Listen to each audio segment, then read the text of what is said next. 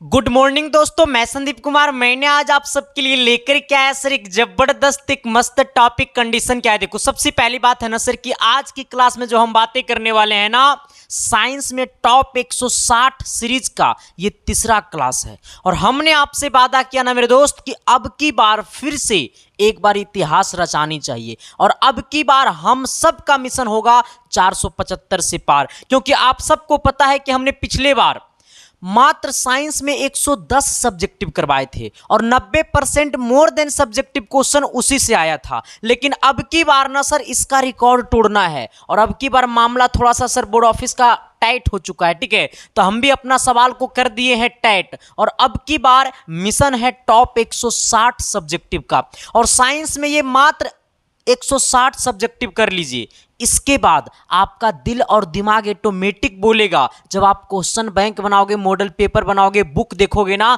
तो तुमको सच में लगेगा कि यही सब तो है इंपॉर्टेंट सवाल, ठीक है। तो चलते हैं सर, आज की क्लास को कर देते हैं शुरू। और क्लास शुरू करने से पहले हम एक बातें आपको बता देना चाहते हैं ना मेरे दोस्त, कि अगर पिछला सारे क्लासेस अगर अभी तक आपने नहीं देखा है तो इस वीडियो के डिस्क्रिप्शन में उसका प्लेलिस्ट का लिंक दिया हुआ है। क्योंकि साइंस 160 का हमने प्लेलिस्ट बना दिया है और शाम को 6 बजे टॉप 400 सब्जेक्टिव क्वेश्चन करवा रहे हैं, ठीक है। जिसका भी प्लेलिस्ट आपको यूट्यूब पे मिल जाएगा, साइंस 10th करके इसका प्लेलिस्ट है, ठीक है। उसका भी प्लेलिस्ट आपको यूट्यूब पे मिल जाएगा। तो चलते हैं सर, आज की क्लास को कर देते हैं आगाज। लेकिन आज की क्लास को शुरू करने से पहले आप सभी का कमेंट बॉक्स में एक बार कमेंट करके ये होना चाहिए, सबका कमेंट बॉक्स में 475 एक बार कमेंट बॉक्स में कमेंट कर दो, ताकि हम सबका एनर्जी मिल जाए मेरे दोस्त और हम सब कर देंगे क्लास की शुरुआत, ठीक है। क्लास शुरू करने से पहले एक मोटिवेशनल लाइन है। लाइन क्या कहता है ना मेरे दोस्त कि कहता है ना कि उम्र थका नहीं सकती, उम्र थका नहीं सकती, ठोकरें गिरा नहीं सकती। उम्र थका नहीं सकती, ठोकरें गिरा नहीं सकती। अगर जिद हो जीतने की तो, अगर जिद हो जीतने की तो हार भी हरा नहीं सकती, हार भी हरा नहीं सकती। तो आपके अंदर जिद होनी चाहिए मेरे दोस्त, ठीक है। आज की क्लास को कर देते हैं शुरुआत। थोड़ा सा सर ये क्वेश्चन नंबर जो होगा ना, ये 17 से शुरू होगा। कितना नंबर क्वेश्चन से शुरू होगा? ये सवाल नंबर 17 से शुरू होगा। कितना से शुरू होगा? 17 से, क्योंकि हमने पिछले 2 क्लास कर चुके हैं, ठीक है। और पिछले 2 क्लासों में हमने 16 सब्जेक्टिव करवा चुके हैं, ठीक है। तो एक 17 नंबर सवाल से शुरू होगा, ठीक है। आइएगा, सवाल क्या कहता है जरा गौर फरमाइएगा। कहता है ना मेरे दोस्त कि प्रतिरोध किसे कहते हैं, इसका एसआई मात्रक को परिभाषित करें। यानी हमसे बोला है ना कि प्रतिरोध किसे कहते हैं और प्रतिरोध का एसआई मात्रक क्या होता है, हमको ये बताना है। तो सबसे पहले आपको ये सोचना होगा ना मेरे दोस्त कि आखिरकार में प्रतिरोध होता क्या है और प्रतिरोध का जो एसआई मात्रक होता है वो क्या होता है। तो प्रतिरोध का एसआई मात्रक जो होता है वो ओम होता है। लेकिन प्रतिरोध को तो परिभाषा लिखना ही लिखना है, प्रतिरोध का परिभाषा तो लिखना ही लिखना है, साथ ही प्रतिरोध के एसआई मात्रक का भी परिभाषा लिखना है, ठीक है। तो सबसे पहले हम लोग प्रतिरोध का परिभाषा देखते हैं। कहता है क्या कि चालक पदार्थ का वह गुण, क्या कहता है? कहता है ना सर कि चालक पदार्थ का वह गुण जो उस पदार्थ से होकर प्रवाहित होने वाली विद्युत धारा का विरोध करता है, उसे प्रतिरोध कहते हैं। हमने क्या बोला जी? हमने बोला है ना मेरे दोस्त कि चालक पदार्थ का वह गुण, जरा मेरे साथ बोलो ना, कौन सी पदार्थ का वह गुण? तो चालक पदार्थ का वह गुण जो उस पदार्थ से होकर प्रवाहित होने वाली विद्युत धारा का विरोध करता है, उसे हम लोग प्रतिरोध कहते हैं। क्या कहते हैं? प्रतिरोध कहते हैं। फिर से एक बार जरा मेरे साथ आना, वो भी शिद्दत से, प्यार से, मोहब्बत से। कहता है ना कि चालक पदार्थ का वह गुण, किस पदार्थ का वह गुण? तो चालक पदार्थ का वह गुण जो उस पदार्थ से होकर प्रवाहित होने वाली विद्युत धारा का विरोध करता है।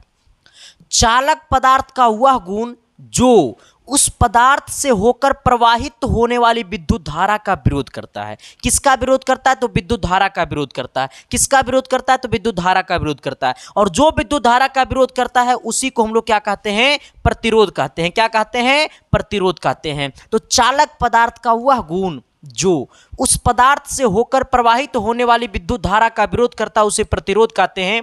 तो हमसे पूछा था कि प्रतिरोध किसे कहते हैं, तो चालक पदार्थ का वह गुण जो उस पदार्थ से होकर प्रवाहित होने वाली विद्युत धारा का विरोध करता है उसे प्रतिरोध कहते हैं। फिर हमसे बोला कि इसका एसआई मात्रक को परिभाषित कीजिए, लेकिन प्रतिरोध का एसआई मात्रक होता क्या है? तो प्रतिरोध का एसआई मात्रक ओम होता है, जिसको हम लोग इस प्रकार से क्या करते हैं, डिनोट करते हैं। अब हमें क्या करना है ना कि प्रतिरोध की मात्रक को हमको परिभाषा लिखना है। तो प्रतिरोध का मात्रक क्या होता है? तो ओम होता है। अब हमको ओम का परिभाषा लिखना है। अब आइएगा सर, 1 ओम बराबर होता है 1 वोल्ट बटा 1 एम्पियर। हमने क्या बोला है? 1 ओम बराबर होता है 1 ओम बराबर होता है 1 वोल्ट, 1 वोल्ट बटे में 1 एम्पियर बटे में 1 एम्पियर बटे में 1 एम्पियर बटे में कितना? 1 एम्पियर। अब मेरी बातों को सुनना, 1 ओम का परिभाषा क्या हो जाएगा? कहता है यदि किसी चालक के दोनों सिरों पर, यदि किसी चालक के दोनों सिरों पर 1 वोल्ट विभवांतर, ये विभवांतर लिखा हुआ ठीक है, 1 वोल्ट विभवांतर आरोपित करके उससे 1 एम्पियर की धारा प्रवाहित की जाए तो उसे चालक का प्रतिरोध, उस चालक का प्रतिरोध 1 ओम कहलाता है। उस चालक का जो प्रतिरोध होता है वो हमारा क्या कहलाता है? 1 ओम कहलाता है। हमने क्या बोला है? हमने बोला ना सर, हम क्या बोले जरा फिर से एक बार सुनिएगा कि यदि किसी चालक के दोनों सिरों पर, यदि किसी चालक के दोनों सिरों पर 1 वोल्ट विभवांतर, 1 वोल्ट विभवांतर आरोपित करके उससे 1 एम्पियर की धारा प्रवाहित की जाए तो उस चालक का प्रतिरोध 1 ओम कहलाता है। क्या कहलाता है? 1 ओम कहलाता है। ठीक है, चलो आते हैं सवाल नंबर 2 की तरफ। 2 नंबर क्वेश्चन क्या कहता है, जरा गौर फरमाना। सवाल नंबर 2 को देखोगे ना तो तुम्हारा सिस्टम हिल जाएगा। क्यों पता है? ये सवाल आपके एग्जाम में प्रत्येक साल पूछता है। अगर फर्स्ट सिटिंग में पूछ दिया प्रकाश का परावर्तन तो सेकेंड सिटिंग में पूछ देगा प्रकाश का अपवर्तन। लेकिन पूछेगा रे बाबा, चाहे प्रकाश की परावर्तन चाहे प्रकाश की अपवर्तन, चाहे प्रकाश की परावर्तन चाहे प्रकाश की अपवर्तन, ये 2 चीज में एक चीज पक्का पूछेगा। लेकिन इस क्लास में हम बातें करेंगे प्रकाश की परावर्तन का, फिर नेक्स्ट क्लास में हो सकता है कि हम प्रकाश की अपवर्तन का सवाल लेकर के चले आए। ठीक है, आइएगा जरा सवाल को गौर फरमाइएगा सवाल के ऊपर, क्योंकि कहता है ना कि तेरी आंखों में आना, कहता है प्रकाश की परावर्तन किसे कहते हैं, इसके नियम को लिखे। प्रकाश की परावर्तन किसे कहते हैं और इसका नियम को बताना है। सबसे पहली बात ये समझना कि प्रकाश की परावर्तन होता क्या है और इसका नियम क्या होता है। देखो इसका नियम ऐसे समझना है, यहां से आना, ये मान लो कि समतल सतह है। कौन सी सतह है? समतल सतह है। जब ये समतल सतह है, ठीक है, आ जाइएगा, और यहाँ पे क्या है ना, यहाँ पे क्या है ना कि ये हमारा अभिलंब है। ठीक है, आइएगा, जब ये अभिलंब है और यहाँ से ये किरण कौन सी आती है? आपतित किरण, और यहाँ से टकराने के बाद इसको ऐसे चला जाना चाहिए था, लेकिन ये आपतित किरण आ रही तो ये सीधे ना जाकर के यहाँ से इस प्रकार से मुड़ जाती है। तो आइएगा, ये किरण को कहते हैं आपतित किरण, ये किरण को कहते हैं परावर्तित किरण। ये आपतित किरण, ये अभिलंब, अभिलंब को n से लिखते हैं, ये आपतित किरण और ये अभिलंब के बीच का जो कोण बनाता है वो कोण I बनाता है, और ये अभिलंब और ये परावर्तित किरण के बीच का जो कोण बनाता है वो क्या बनाता है? R बनाता है।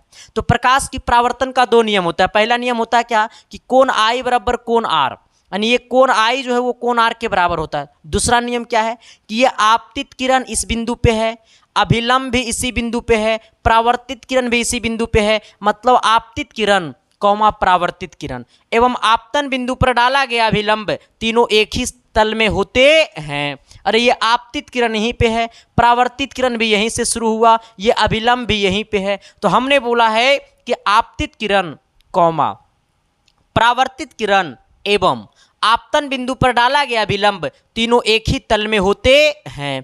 चलो हम लोग आते हैं सवाल की दुनिया में, सवाल को समझते हैं। ठीक है, सवाल कहता है ना मेरे दोस्त कि प्रकाश का परावर्तन किसे कहते हैं, इसके नियम को लिखे। कहता है ना कि जब प्रकाश किसी दर्पण या चमकदार पृष्ठ पर टकराती है, कहा है, कहता है ना मेरे दोस्त कि जब प्रकाश किसी दर्पण या चमकदार पृष्ठ पर टकराती है, हमारा जो प्रकाश होता है ना वो किसी दर्पण या फिर चमकदार पृष्ठ पर टकराएगी, टकराती है तो वह उसी माध्यम में वापस लौट जाती है। इस प्रक्रिया को प्रकाश का परावर्तन कहते हैं। मेरी बातों को समझना। यहाँ से आपतित किरण आई है, इस परावर्तक सतह पे पड़ने के बाद इसको चला जाना चाहिए था इससे, लेकिन फिर उसी माध्यम में लौट गई। उसी नियम को हम लोग क्या कहेंगे? प्रकाश की परावर्तन का नियम कहेंगे। हमने क्या बोला है कि ये आपतित किरण तो आ रही है, लेकिन यहाँ पे पड़ने के बाद ये इस प्रकार से चलते रह गई, मतलब यहाँ पे रुकी, मतलब इसको ऐसे जाना चाहिए था, लेकिन ये जिस दिशा में आई थी उसी दिशा में वापस चला गया। तो इसी नियम को क्या कहते हैं? प्रकाश के परावर्तन का नियम कहते हैं। हमने यही लिखा है मेरे दोस्त, जरा मेरी बातों को दिल से समझना। कहता है ना, देखो मेरा परिभाषा तुमको किताबी कीड़ा से नहीं मिलेगा, मेरा परिभाषा मेरे सेंस में होता है मेरे दोस्त, और आपके बुक के सेंस में होता है। हाँ, क्यों? देखो आप लिखो वैसा ना कि मास्टर के खोपड़ी में हिल जाए, ताकि मास्टर अगर कॉपी चेक कर रहा है ना तो मास्टर के खोपड़िया ढील कर दे। हाँ, क्योंकि मास्टर थोड़ा ना रोज पढ़ते हैं कि उनको याद रहेगा। तो आप उल्टा पुल्टा जैसा परिभाषा लिखिएगा उनको समझ में नहीं आएगा, 2 नंबर की जगह 1 नंबर दे देगा। तो सर वैसा परिभाषा लिखो कि मास्टर के खोपड़ी में हेल जाए परिभाषा, ठीक है? आ जाइएगा। कहता है क्या कि जब प्रकाश किसी माध्यम या दर्पण, जब प्रकाश किसी दर्पण या चमकदार पृष्ठ पर टकराती है। अब मेरी बातों को समझना, प्रकाश किस पे टकराएगी? तो दर्पण या चमकदार पृष्ठ पर टकराती है। टकराती है तो वह उसी माध्यम में वापस लौट जाती है। इस प्रक्रिया को क्या कहते हैं? प्रकाश का परावर्तन कहते हैं। हमने क्या बोला है कि प्रकाश जो है सर किसी दर्पण या चमकदार पृष्ठ पे टकराती है, टकराने के बाद वापस उसी माध्यम में लौट जाती है, और उसी प्रक्रिया को हम लोग क्या कहते हैं? प्रकाश की परावर्तन कहते हैं, ठीक है?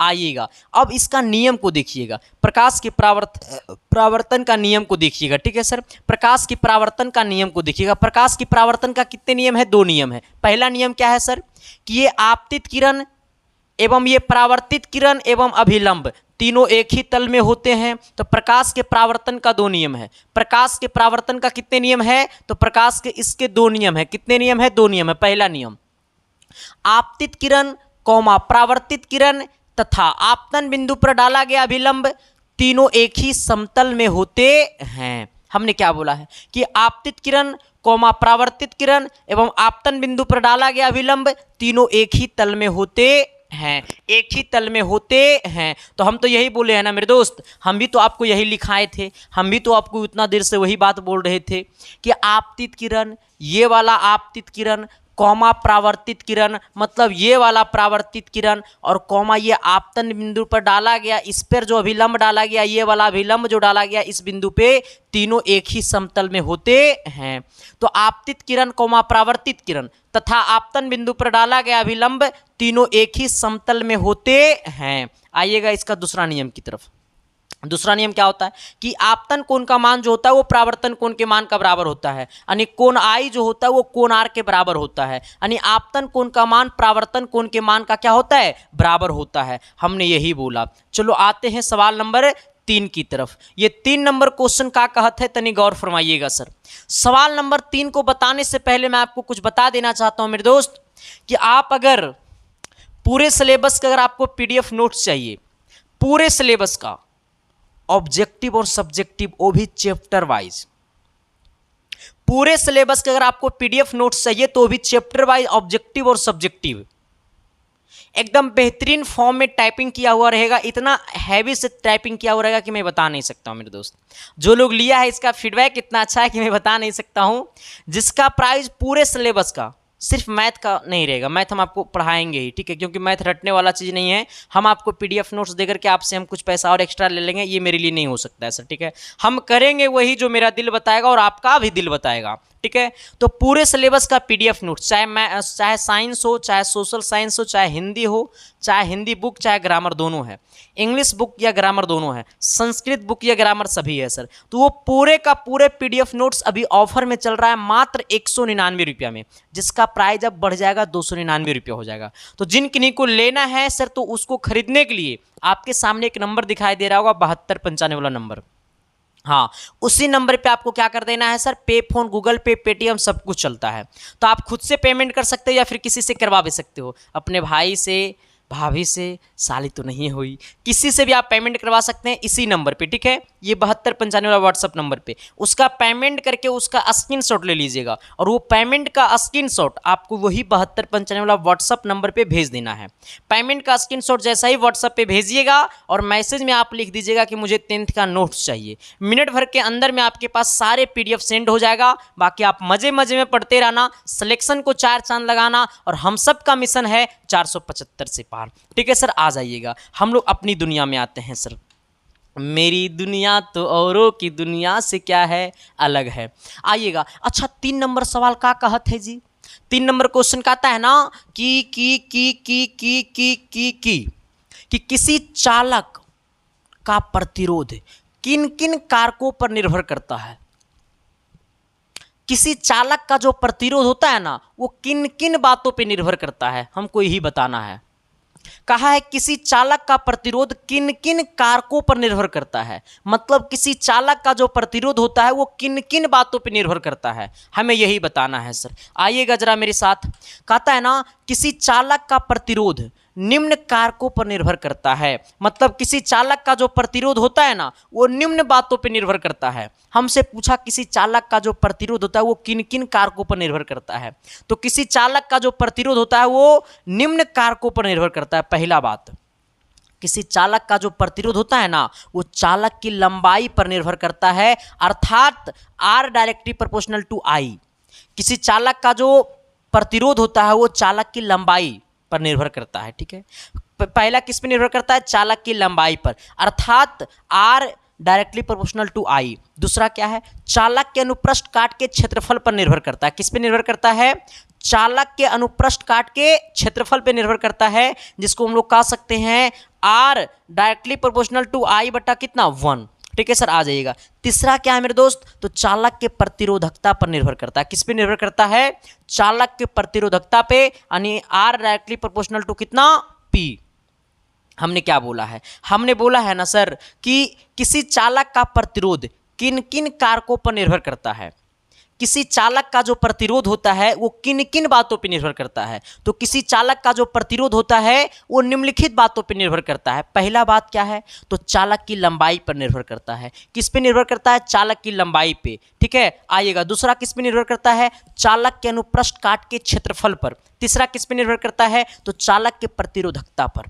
तो आप लोग एक बार जरा मेरे साथ बोलिएगा, और सब कोई शिद्दत से, प्यार से, मोहब्बत से बोलेगा मेरे साथ। ठीक है, बोलोगे ना, कितना लोग बाथरूम में होगा तो वो हुए से बोलो ना रे। हाँ, सबको ही बोलो मेरे साथ एक बार।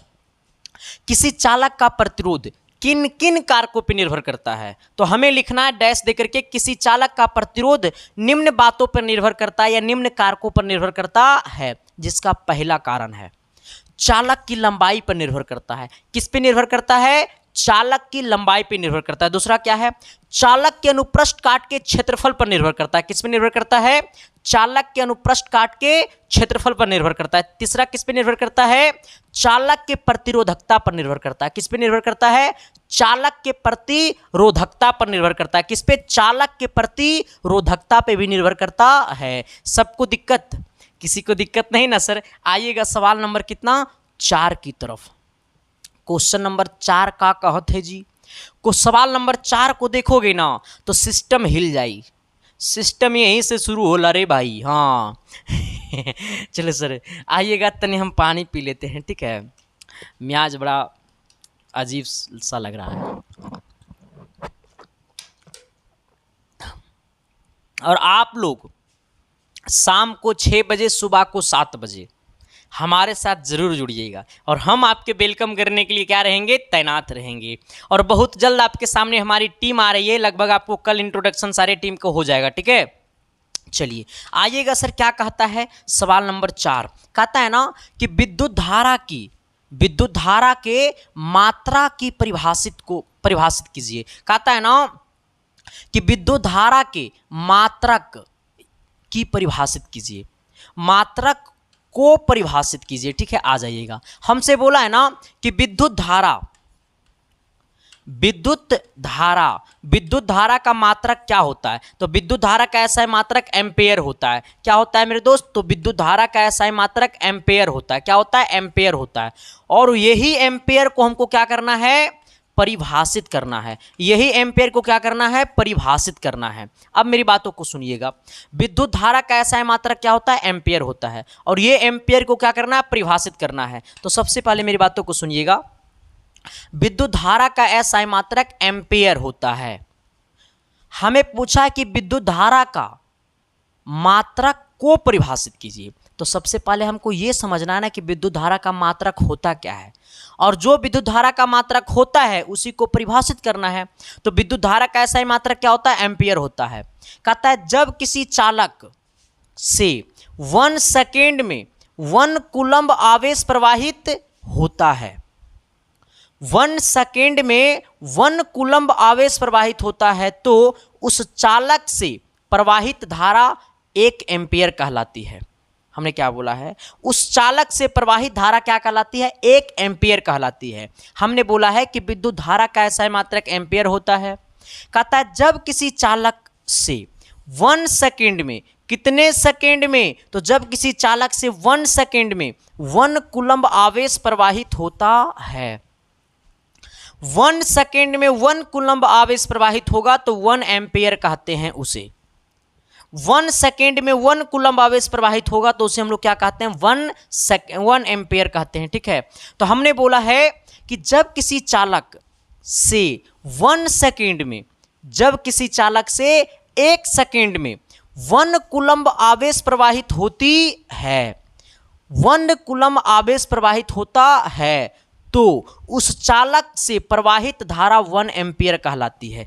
उस चालक से जो प्रवाहित धारा होती है वो क्या कहलाती है? तो 1 एम्पियर कहलाती है। तो एक बार सब कोई मेरे साथ कमेंट बॉक्स में कमेंट कर देना 475 प्लस। इसके बाद सब कोई मेरे साथ बोलना।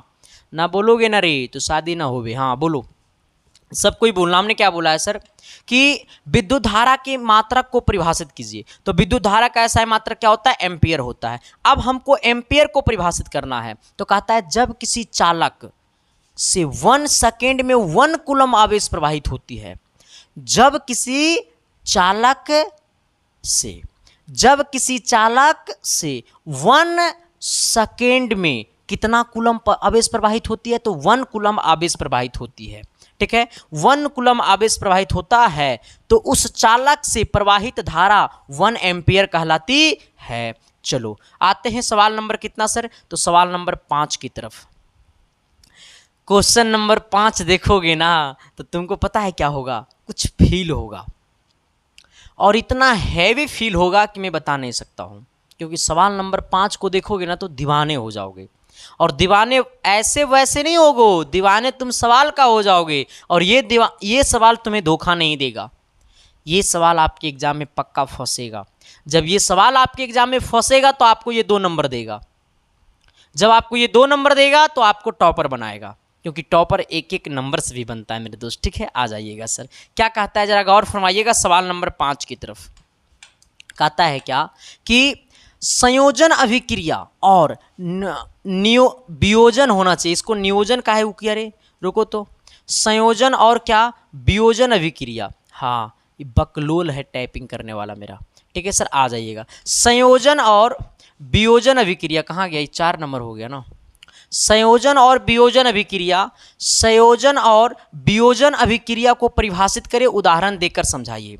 हमें बोला है ना कि संयोजन अभिक्रिया और वियोजन अभिक्रिया को परिभाषित करें और उदाहरण देकर समझाइए। हमें बोला है ना कि संयोजन अभिक्रिया और वियोजन अभिक्रिया ये दोनों को परिभाषित करना है और उदाहरण के साथ करना है। ठीक है, तो सबसे पहले हम लोग किसको परिभाषित करेंगे? तो सबसे पहले हम लोग संयोजन अभिक्रिया को करेंगे। किसको करेंगे?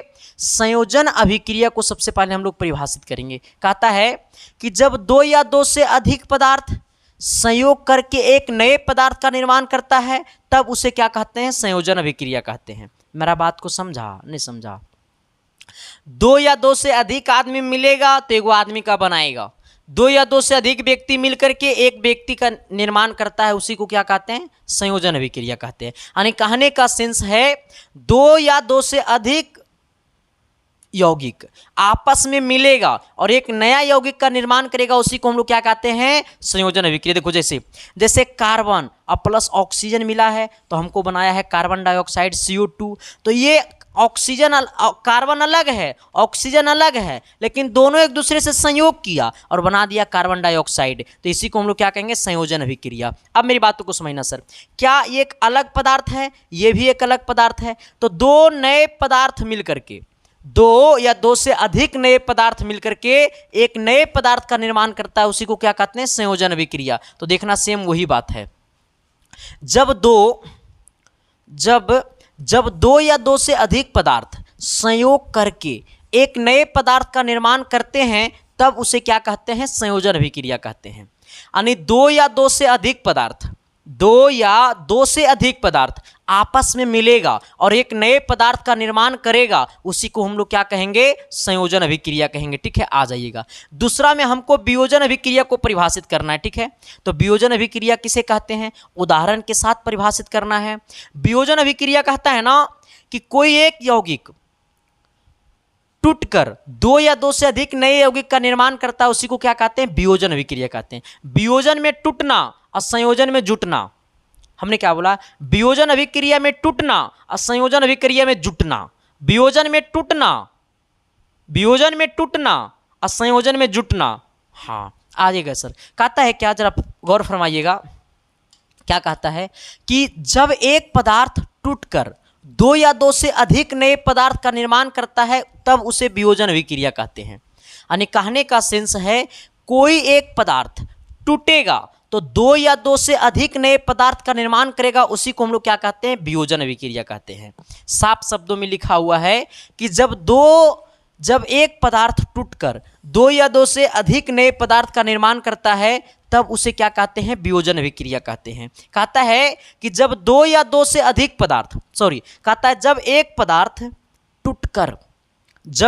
पदार्थ टूटकर दो या दो से अधिक नए पदार्थ का निर्माण करता है, तब उसे क्या कहते हैं, वियोजन अभिक्रिया। जैसे देखो, यहां से एगो पदार्थ है, ये टूटा है तो दो गो नए पदार्थ का निर्माण किया, उसी को हम लोग क्या कहेंगे, वियोजन अभिक्रिया कहेंगे। तो एक बार मेरा साथ बोलना, सबको ही बोलेगा शिद्दत से, प्यार से, मोहब्बत से, लेकिन उससे पहले आप ये कॉमेंट बॉक्स में ये बता दो कि ये क्लास आपको कैसा लग रहा है। सच में ये क्लास आपको अच्छा लग रहा है ना मेरे दोस्त, तो कमेंट बॉक्स में कमेंट करना बनता है। अगर ये क्लास आपको चाहे जैसा ही क्यों नहीं लग रहा है, अगर बुरा लग रहा है तो बुरे लिख करके कमेंट कर दो, क्योंकि ये संदीप कुमार सबकी बातें सुनना चाहता है और सबकी बातों को सुन करके एक नया मिसाल कायम करना चाहता है मेरे भाई। ठीक है, जरा सपोर्ट करना और दिल खोल करके करना। अभी तक सब्सक्राइब नहीं किया तो सब्सक्राइब कर देना, लाइक नहीं किया तो लाइक कर देना, दोस्तों तक शेयर कर देना मेरे दोस्त। ठीक है, आ जाइएगा।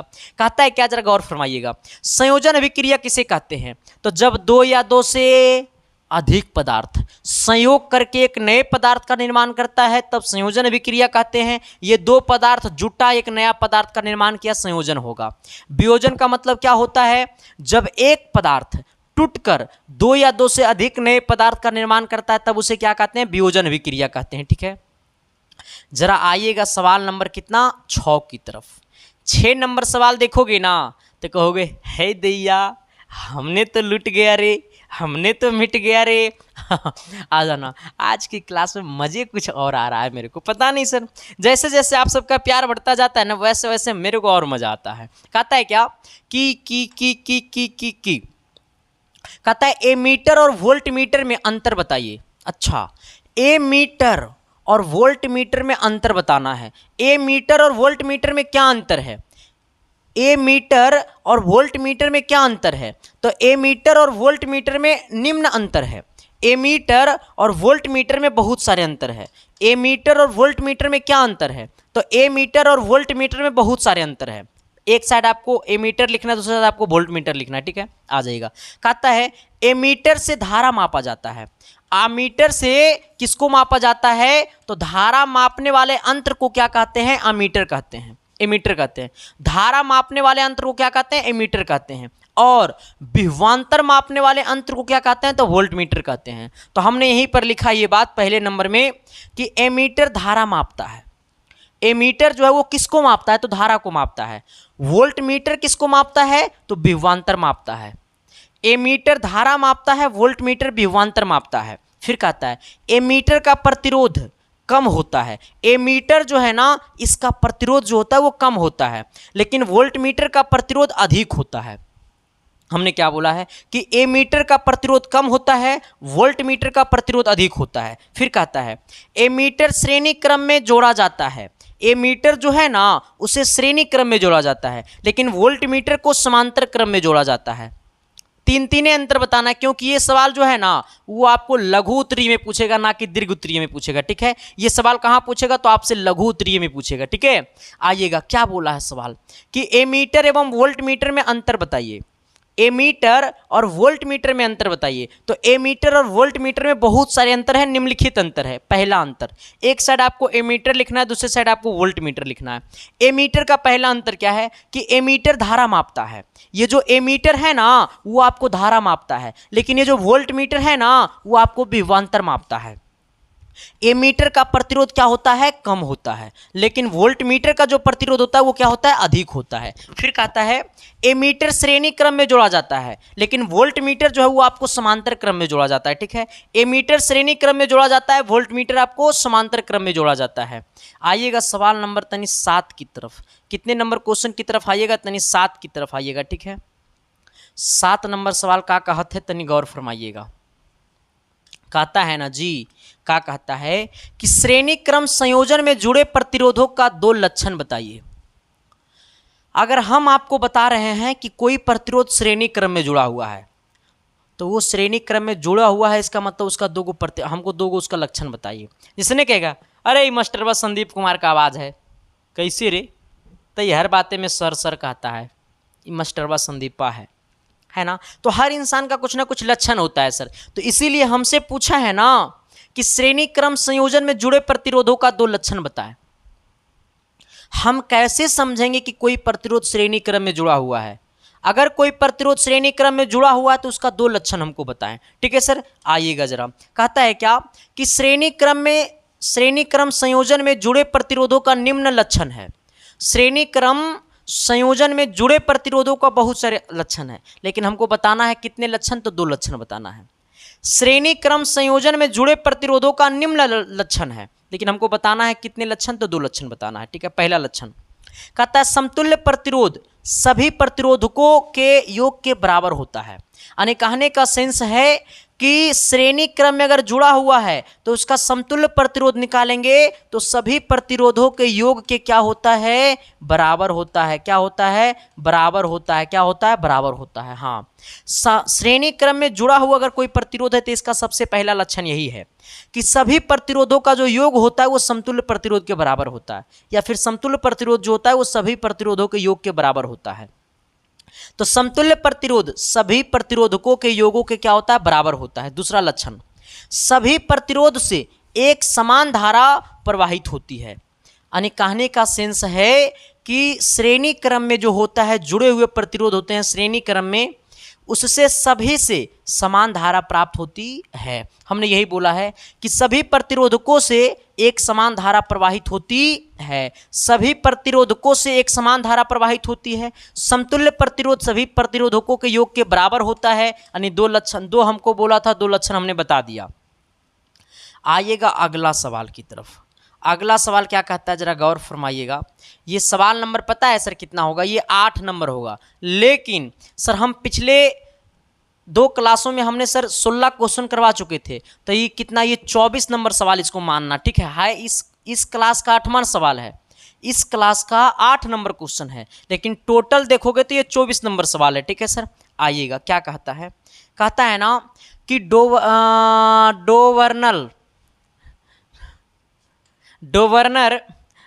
लिखे तो डोवर्नट लिख दिया। डोवर्नर के वर्गीकरण की क्या सीमाएं हैं? डोवर्नर साहब जब वर्गीकरण कर रहे थे पीरियोडिक टेबल का तो उनका सीमाएं क्या था? अच्छा आइएगा, डोवर्नर साहब ने एक नियम दिया था, जिस नियम का नाम था ट्रिक नियम। कौन नियम? ट्रिक नियम। ट्रिक नियम किसने दिया था? तो डोवर्नर साहब जी ने दिया था। किसने दिया था? डोवर्नर साहब जी ने दिया। ठीक है, हमसे पूछा है ना कि डोवर्नर के वर्गीकरण की क्या सीमाएं हैं। डोवर्नर साहब जी की जो वर्गीकरण था पीरियोडिक टेबल का, उसकी कहाँ तक सीमाएं हैं? तो कहता है क्या, डोवर्नर के वर्गीकरण की निम्न सीमाएं हैं। डोबर्नर के वर्गीकरण की निम्न सीमाएं हैं, बहुत सारी सीमाएं हैं, लेकिन हमको लघु उत्तरीय का सवाल है तो हमको 2 से 3 सीमा बताना है। ठीक है, आइएगा। पहला कहता है उस समय तक ज्ञात सभी तत्वों का वर्गीकरण ट्रिक के आधार पर नहीं हो सका। मतलब डोबर्नर साहब जो थे ना, वो अपना पीरियोडिक टेबल सजा रहे थे ट्रिक के नियम पे, मतलब 3-3 तत्व को एक साथ रख रहे थे, लेकिन ये नियम जो है वो सभी तत्वों के लिए लागू नहीं हो पाया। डोबर्नर साहब का पहला जो नियम आया था पीरियोडिक टेबल में, ट्रिक नियम आया था, तो ट्रिक नियम में 3-3 तत्वों को एक साथ रख करके उन्हें सजा रहे थे, लेकिन ये जो नियम है वो कुछ ही तत्वों तक सही रहा, बाकी तत्वों में ये फॉलो नहीं हो पाया। ठीक है सर, आ जाएगा। तो हमने यही लिखा है कि उस समय तक ज्ञात सभी तत्वों का वर्गीकरण ट्रिक के आधार पर नहीं हो रहा था, क्योंकि डोबर्नर साहब ने ट्रिक नियम दिया था। ठीक है, आइएगा। अगला कहता है ना कि उस समय तक ज्ञात तत्वों में केवल 3 ही ट्रिक ज्ञात हो सके थे। अच्छा, जब ट्रिक नियम लागू हो रहा था ना सर उस टाइम, तो 3 ही मतलब ट्रिक लागू हुआ। यानी कहने का सेंस है कि एक में 3 एलिमेंट, तो मतलब टोटल 9 एलिमेंट के लिए ये क्या रहा, सही रहा, बाकी के लिए गलत हो गया। फिर कहता है यह ट्रिक नियम कुछ ही तत्वों तक सीमित रह गया। मतलब ये जो ट्रिक नियम है वो कुछ ही तत्वों तक क्या रह गया, सीमित रह गया। आज आपका 24 नंबर क्वेश्चन हमने कर दिया खत्म। बाकी सर आप सारे क्लासेस को करते रहना, बाकी ये बताना कि ये क्लास आपको कैसा लगा। सच में ये क्लास आपको अच्छा लगा ना तो अपने अपने दोस्तों के पास शेयर कर देना, वो भी शिद्दत से, प्यार से, मोहब्बत से। ठीक है, और ये क्लास जैसा भी लगा कमेंट बॉक्स में कमेंट कर देना। चैनल पे जो भी लोग पहली बार आए हो तो शिद्दत से, प्यार से, मोहब्बत से चैनल को सब्सक्राइब कर देना।